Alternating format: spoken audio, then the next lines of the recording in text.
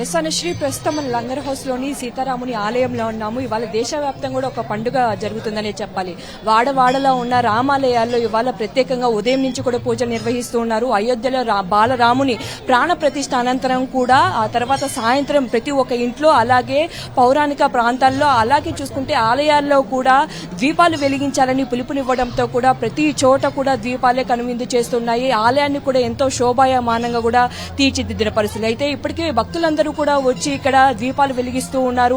తమ భక్తిని చాటుకుంటున్న పరిస్థితులు అయితే కనిపిస్తున్నాయి. అయితే ఉదయం నుంచి కూడా బాలరాముని ప్రాణ ప్రతిష్ఠ నుంచి కూడా ప్రతి రాముని ఆలయంలో, అలాగే హనుమాన్ ఆలయంలో కూడా పూర్తిగా ఇక్కడ ప్రత్యేక కార్యక్రమాలు నిర్వహిస్తూ ఉన్నారు. అదేవిధంగా కూడా చూసుకుంటే ఒకవైపు అన్నదాన కార్యక్రమం ఎక్కడ చూసినా గానీ రామనామస్మరణతో మారుమోగిపోతున్న పరిస్థితులు కనిపిస్తున్నాయి. ఇక సాయంత్రం వెళ్ళేటప్పటికే భక్తులంతా కూడా రాముని ఆలయాలకు వస్తూ ఉన్నారు.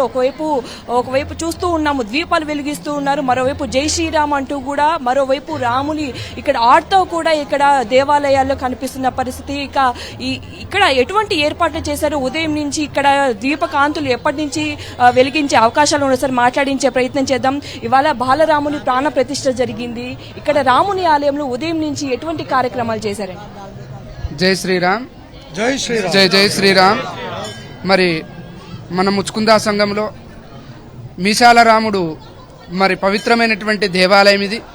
మరి భాగ్యనగరంలో కొలువైన రాముడు గొప్పవాడు కాబట్టి మరి ఈ యొక్క ఉదయము పొద్దున్నే సుప్రభాత సేవ, ఆ తర్వాత స్వామివారికి పంచామృతంతో అభిషేకము, ఆ తర్వాత స్వామివారికి సుందరాకాండ పారాయణము, మరి అదేవిధంగా రామపారాయణము ఇవన్నీ జరుగుతూ ఉన్నాయి.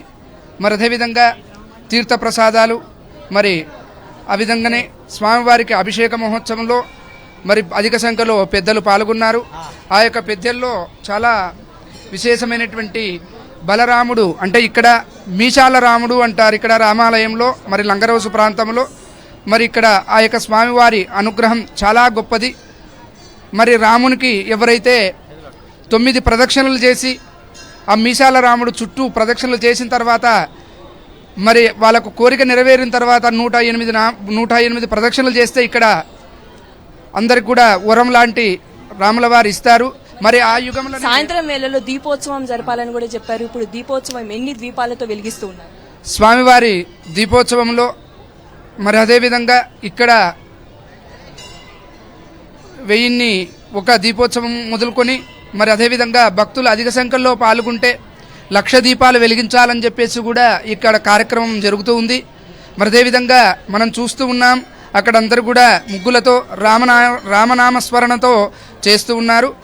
మరి యొక్క రాముడు చాలా గొప్పవాడు అని చెప్పేసి కూడా చెప్పడం జరుగుతూ ఉంది.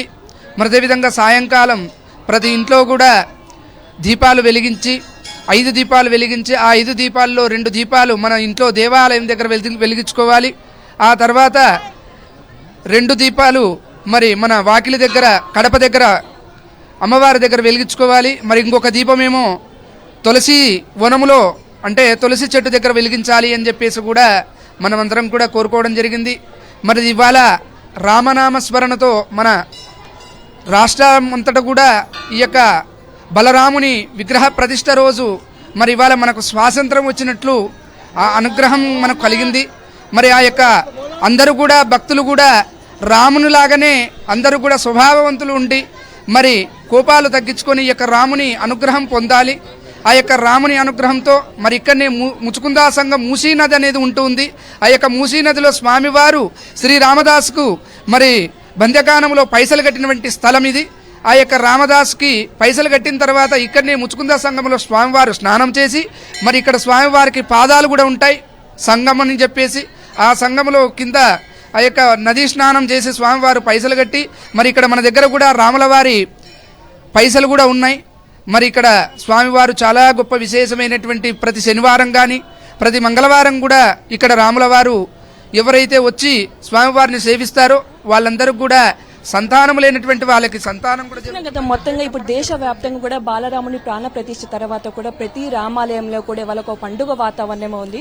ఉదయం నుంచి కూడా ప్రత్యేక కార్యక్రమాలు నిర్వహిస్తున్నారు. ఇక సాయంత్రం అయ్యేలోపు కూడా ఈ విధంగా ద్వీపాలతో ప్రతి ఇంట్లో 5 ద్వీపాలు వెలిగించాలని చెప్పారు. అలాగే ఆలయాల్లో కూడా పూర్తిగా 1001 ద్వీపంతో కూడా ఇక్కడ రామాలయంలో కూడా నిర్వహిస్తున్నట్టు చెప్తూ ఉన్నారు. ఇక భక్తుల రాకను బట్టి కూడా ఇంకా ద్వీపాల సంఖ్య పెరిగే అవకాశం ఉన్నప్పుడు దాని తగ్గట్టుగా కూడా ఇక్కడ ఏర్పాట్లు చేసినట్టు కూడా చెప్తున్నారు అనుశ్రీ.